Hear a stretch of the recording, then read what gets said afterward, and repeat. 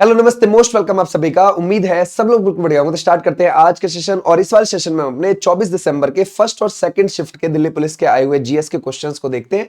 देखो हमारा पहला क्वेश्चन क्या है और फिर आप बताना कि भाई कैसी रही है ये शिफ्ट। ओके, देखो फर्स्ट शिफ्ट है ये आज की। पूछ रहा है कि ग्लोबल पीस इंडेक्स, इसमें 115वां जो स्थान है वो किस देश का है। वो भारत आया है 115 पे। और जो टॉप पर है वो कौन सा है, वो आया है आइसलैंड। ठीक है, यूरोप का ये देश है आइसलैंड। ओके, बोलता है जनवरी 2025 में भारतीय अंतरिक्ष अनुसंधान संगठन यानी कि इसरो के नए अध्यक्ष कौन बने हैं। ये जनवरी में आए हैं वी नारायणन। ओके, और ये कब बना है अगर हम देखें इसरो को, इसरो 15 अगस्त को बना और 1969 में। और आपको इसका हेडक्वार्टर बेंगलुरु के अंदर देखने को मिलेगा। और इसरो अपने ज्यादातर जो रॉकेट है वो कहां से लॉन्च करता है, श्री हरिकोटा द्वीप से करता है। वहां पर आपको क्या देखने को मिल जाएगा, सतीश धवन अंतरिक्ष केंद्र आपको देखने को मिल जाएगा। और इसने जनवरी में ही 2025 में अपनी 100वीं सैटेलाइट लॉन्च करी थी। ओके, जिसको नाम दिया गया था NVS-02। ओके भाई, अगर हम देखें खुदीराम बोस को जब फांसी दी गई थी तब उनकी आयु थी 18 साल 8 महीने। सबसे युवावस्था में फांसी पर चढ़ने वाले व्यक्ति थे ये। ओके भाई, अगर हम देखें भारतीय संविधान का कौन सा अनुच्छेद संसद को नए राज्य बनाने या मौजूदा राज्य की सीमा में परिवर्तन करने की शक्ति देता है, वो आर्टिकल 3 है। देखो अगर आप आर्टिकल 1 को देखोगे तो उसमें आपके क्या बोला गया है, संघ के बारे में, राज्य के बारे में, है ना भाई, केंद्र शासित प्रदेश के बारे में बताया गया है। आर्टिकल जब भी आप 2 देखते हो, नए राज्यों का प्रवेश करना है, जैसे हमारे देश में कोई शामिल होना चाहता है तो आर्टिकल 2 के द्वारा शामिल हो सकता है। तो आप लिखोगे यहां पर नए राज्यों का प्रवेश। ठीक है भाई, ये आ जाएगा इसमें। और जैसे हमें नया राज्य बनाना है या उसकी सीमा में परिवर्तन करना है किसी राज्य की, वो आप आर्टिकल 3 के जरिए करोगे। ओके, आ जाओ नेक्स्ट पर। बोलता है राणा सांगा और इब्राहिम लोदी के बीच संघर्ष का मुख्य कारण क्या था। वो था साम्राज्य विस्तार और क्षेत्रीय प्रभुत्व is the right answer. Okay, और अगर आप देखोगे इब्राहिम लोदी जो था, ये लोदी वंश का बिल्कुल आखिरी शासक था। और 1526 में इसको पानीपत की पहली वॉर में इसने बाबर ने पूरी तरीके से हरा दिया और इसकी मृत्यु ही हो जाती है। रणभूमि में मारा जाने वाला दिल्ली सल्तनत का पहला सुल्तान था इब्राहिम लोदी। लोदी वंश की नींव बहलोल लोदी ने रखी थी 1451 में, खुद 1489 तक बैठा। इसके बाद सिकंदर लोदी आ गया 1489 से 1517 तक। फिर ये आया 1517 से 1526 तक इब्राहिम लोदी। ओके, अगर हम देखें एशियन यूथ गेम 2025 का तीसरा संस्करण कहां आयोजित किया गया था, यह ताशकंद उज्बेकिस्तान में किया गया। बुकर पुरस्कार जीतने वाले उपन्यास द प्रॉमिस, है ना भाई, ये किस देश से संबंधित है, तो हमारा राइट आंसर हो जाएगा दक्षिण अफ्रीका से हो जाएगा। भारत की दूसरी पंचवर्षीय योजना का मुख्य उद्देश्य तीव्र औद्योगिकरण है। पीसी महालनोबिस मॉडल पर यह आधारित थी और 1956 से लेकर 1961 के बीच में यह पंचवर्षीय योजना रही थी। ओके, अगर हम पीसी महालनोबिस बहुत बड़े सांख्यविद थे हमारे देश के। 29 जून को उनका बर्थडे भी आता है और 29 जून को हम राष्ट्रीय सांख्यिकी दिवस भी मनाते हैं। सतरिया जो एक शास्त्रीय नृत्य है, ये आपको असम का देखने को मिल जाएगा। ओके, 15वीं सेंचुरी में ये शंकर देव ने शुरू किया था।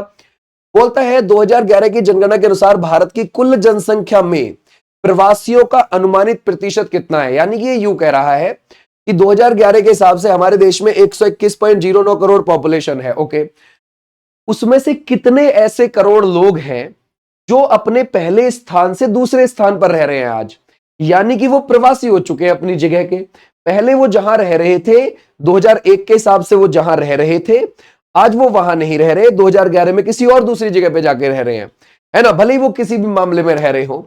तो वो 37% है ऐसी पॉपुलेशन। सोचने वाली बात है, लगभग 45 करोड़ आप देख सकते हो। ठीक है भाई, 45 करोड़ प्लस। अगर हम देखें और ध्यान रखना, सबसे ज्यादा जो प्रवासी हैं वो किस राज्य के हैं, इन 2 राज्यों को आप लेकर चलोगे, यूपी बिहार को। ठीक है भाई, ध्यान रखोगे। और सबसे ज्यादा कहां पर जाकर बसे हैं, वो महाराष्ट्र में जाके बसे हैं ज्यादातर। ये भी आप ध्यान रखना, पेपर में पूछा जाता है। सबसे ज्यादा बिहार, सेकंड पे यूपी। ओके, वहां से प्रवासी ज्यादा निकलते हैं।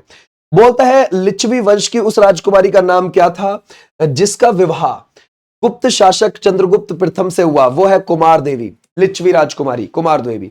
और ये जो आप देख रहे हो चंद्रगुप्त प्रथम, इसने गुप्त कैलेंडर भी चलाया था, गुप्त संवत भी इसने चलाया है, ये भी आप ध्यान रखोगे। 319 ईस्वी में चलाया है, गुप्त संवत, गुप्त कैलेंडर, ठीक है भाई। और गुप्तों में सबसे पहले सोने के सिक्के इसने चलाए हैं गुप्त काल के अंदर। अगर आपसे पूछे गुप्त काल में सोने के सिक्के किसने चलाए, तो इसी ने चलाए हैं। और इसके पास उपाधि थी महाराजा धीराज की।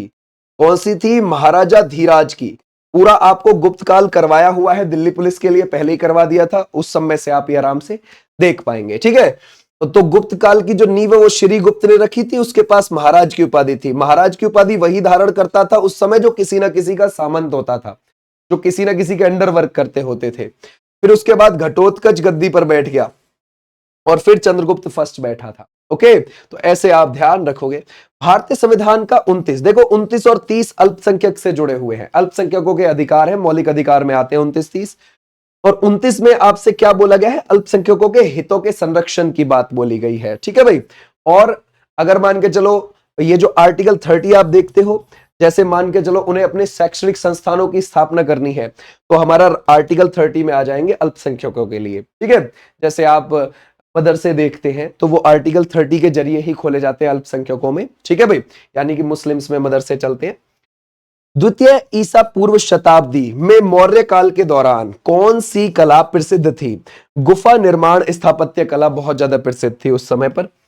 बोलते सिंधु घाटी सभ्यता के किस स्थल से मिट्टी का बना हल, ये बहुत इंपॉर्टेंट है, फतेहाबाद बनावली, ये वहां से ये मिला है, ठीक है भाई। ध्यान रखोगे फतेहाबाद हरियाणा, ठीक है भाई, वहां से ये मिला है बनावली से। और इसकी जो खोज है वो किसने करी थी? वो करी थी खोज आर.एस. बिस्ट ने।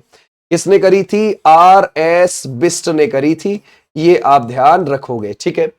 अगर हम देखें छत्तीसगढ़ के विशिष्ट क्षेत्र में गौर मारिया नृत्य होता है, वो बस्तर जिले की तरफ, यानी कि छत्तीसगढ़ के दक्षिण एरिया में। बस्तर जिले में ही 75 दिन का आपको दशहरा देखने को मिलेगा, जो 105 दिन तक चला जाता है।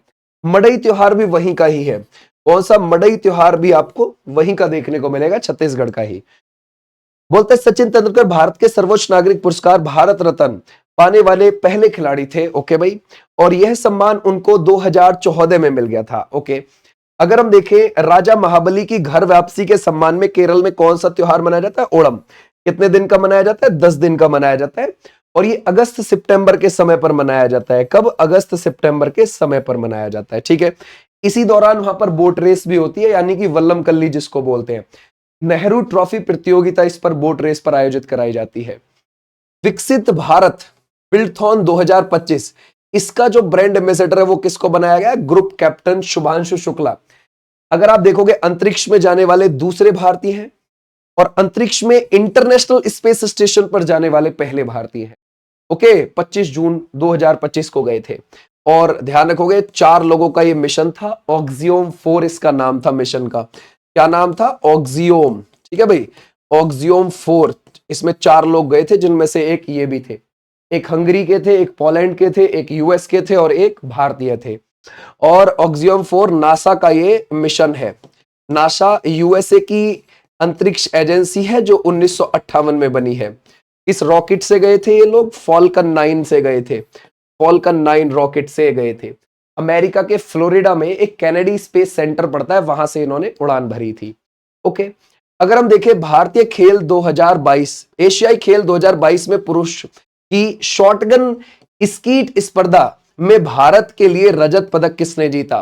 देखो कभी कभी ये पूछ लेता है स्कीट जो वर्ड है वो किससे सुना है? आपने सुना है कि बस सटीक निशाना लगा दूंगा, बिल्कुल ठीक है। तो वो सटीक जो वर्ड आया है वो इस स्कीट से ही आया है, ठीक है। तो एशियाई खेल 2022 से पुरुषों की शॉटगन स्कीट स्पर्धा में भारत के लिए रजत पदक किसने जीता है? ये है अनंतजीत सिंह नरूका ने, ठीक है भाई। अब आ जाते हैं सेकंड शिफ्ट में। फर्स्ट हो गई है, सेकंड को देखते हैं। आज की सेकंड जो ये पूछी गई है, सागौन के जो पेड़ हैं आपको उष्ण कटिबंध पर्णपाती देखने को मिलते हैं, ठीक है भाई। अब पर्णपाती वो होते हैं जो अपने पत्ते मौसम के बदलाव के हिसाब से गिरा देते हैं, उनको पर्णपाती बोलते हैं। और उष्ण कटिबंध कौन सा क्षेत्र है हमारा? देखो ध्यान रखना, बहुत आराम से आप याद रख पाओगे। जैसे ये पृथ्वी है, ये हमारी 0 डिग्री है, ठीक है। और ये जो 0 डिग्री है, इस 0 डिग्री के 5 डिग्री ऊपर 5 डिग्री नीचे लो, इधर भी आप 5 डिग्री ऊपर 5 डिग्री नीचे। और इस एरिया को देखो, ये जो 5 डिग्री ऊपर और 5 डिग्री नीचे वाला है, इस क्षेत्र में सूर्य की किरणें साल भर सीधी पड़ती हैं, बिल्कुल इसको हम प्योर उष्ण कटिबंध एरिया बोलते हैं, ट्रॉपिकल जोन। यहां बारिश भी ज्यादा होती है इस रीजन में पृथ्वी के, और टेम्परेचर भी हाई रहता है साल भर। अब आप थोड़ा सा यहां आ जाइए 23.5 डिग्री और 23.5 डिग्री, यानी कि कर्क रेखा और मकर रेखा। अब आप इस 5 डिग्री से 23.5 तक लीजिए, ऐसे ही ऊपर भी 5 से 23.5 तक लीजिए। यह है उप उष्ण कटिबंध वाला एरिया। ये कौन सा एरिया है? उप उष्ण कटिबंध वाला। लेकिन फिर भी हम इसे आम भाषा में क्या बोल देते हैं? हम इसे 0 डिग्री से नीचे 23.5 और 0 से 23.5 ऊपर, हम इसको उष्ण कटिबंधी बोल देते हैं। दोनों तरफ ही हम उपोषण को डिस्क्राइब ही नहीं करते हैं ज्यादातर। तो इन क्षेत्रों में, उष्ण कटिबंध वाले क्षेत्रों में, आपको चाहे ऊपर हो 0 डिग्री से 23.5 तक, चाहे नीचे हो 0 डिग्री से 23.5 तक, आपको सागौन के पेड़ देखने को मिल जाते। ठीक है, ऐसे आप ध्यान। भारत में 9वीं पंचवर्षीय योजना की अवधि, पहले तो अवधि देखो, ये तो है भाई कि उसका विषय क्या था। ठीक है भाई, अगर हम देखें इसकी अवधि थी आपकी 1997 से 2002 के बीच में। ठीक है भाई, तो ऐसे आप ध्यान रखोगे। और ये उसका विषय है सामाजिक न्याय के साथ विकास। बुकर पुरस्कार प्रॉफिट सॉन्ग है ना भाई, इसको ये किसे दिया गया है? आयरलैंड के 46 वर्षीय हैं पॉल लिंच, इनको दिया गया था। और बुकर प्राइज कब शुरू हुआ है? 1969 में शुरू हुआ है। और इसमें कितने यूरो की राशि दी जाती है? 50,000 यूरो की राशि इसमें दी जाती है। ठीक है भाई, तो ऐसे भी आप ध्यान रखोगे। सूर्यदेव को समर्पित, आपको पता है पोंगल आपको देखने को मिल जाएगा। ठीक है भाई, पोंगल 4 दिन मनाया जाता है। तमिलनाडु में मकर संक्रांति को बोलते हैं, जनवरी में मनाया जाता है। और आपसे पूछा गया है कि सीजीडीए कौन है? ठीक है भाई, तो वो है, ध्यान रखोगे, श्री विश्वजीत सहाय। ओके, तो ऐसे भी आप ध्यान रखेंगे। सम्राट हर्षवर्धन के शासनकाल के दौरान चीनी यात्री ने, इन्होंने यात्रा करी थी, इनको यात्रियों का राजकुमार बोला जाता है। 629 से 645 ईस्वी के बीच में भारत रहे थे। नालंदा भी गए थे, दक्षिण भारत में भी गए थे, है ना भाई। ये पुलकेशिन द्वितीय के दरबार में भी गए थे, ये असम में भी होकर आए हैं, ये भी ध्यान रखना। और पुलकेशिन द्वितीय का जो दरबार था वो दक्षिण भारत में था। ठीक है भाई, कर्नाटक वाले रीजन में। और अगर हम देखें हर्षवर्धन का जो कार्यकाल है वो 606 से 647 के बीच का, उसी के दरबार में आए थे। सी यू की इन्होंने बुक लिखी थी, है ना भाई, सी यू की इन्होंने बुक लिखी थी। ओके, बोलता है विनय पिटक में किसका वर्णन है? बौद्ध संघ के नियम और अनुशासन के बारे में बताता है। निजीकरण का मुख्य उद्देश्य क्या होता है? दक्षता और प्रतिस्पर्धा में सुधार करना। प्राइवेटाइजेशन, मान के चलो सरकार ने अपनी कुछ, है ना, कुछ भी कोई उनकी सरकारी चीज है उसमें वो तेजी लाना चाहती है, तो वो कुछ परसेंट किसी प्राइवेट कंपनी को दे देती है उसका, बोला आप फटाफट इसको चलाइए अब, और उससे लाभ वो भी कमाएंगे, सरकार का भी भला होगा। खेलो इंडिया यूनिवर्सिटी गेम, ये पहले वाले ये उड़ीसा में आयोजित किए गए 2020 में। फिर उसके बाद 2021 में ये कर्नाटक में आयोजित किए गए हैं, और 2022 में ये हुए हैं, है ना भाई, यूपी में। और उसके बाद 2024 में हुए ये नॉर्थ ईस्ट में हुए, नॉर्थ ईस्ट में ये असम में हुए। ठीक है भाई, ये भी आप ध्यान रखोगे।